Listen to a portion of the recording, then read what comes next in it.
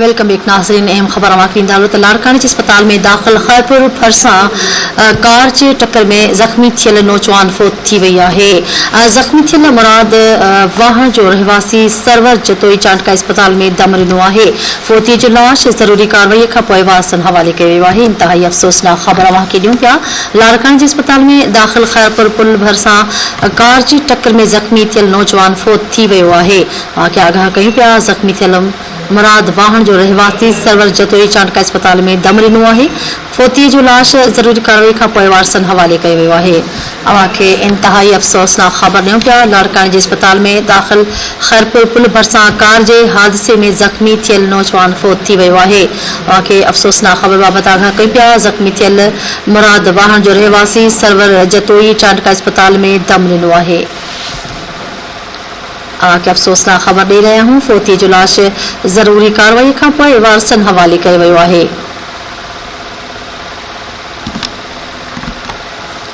अफ़सोसनाक ख़बर अव्हांखे ॾियूं पिया। लाड़कानी जे अस्पताल में दाख़िल खैरपुर पुल भरसां कार जे हादसे में ज़ख़्मी थियल नौजवान फोत थी वियो आहे।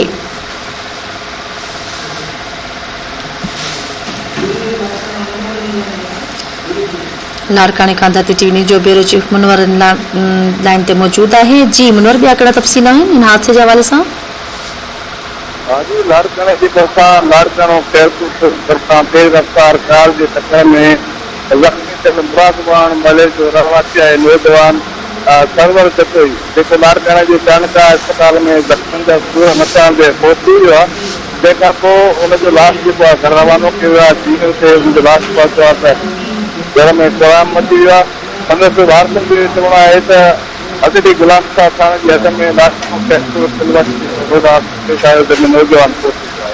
जी ठीकु आहे मुनवर, वॾी महिरबानी तफ़सील ॾियण जे लाइ।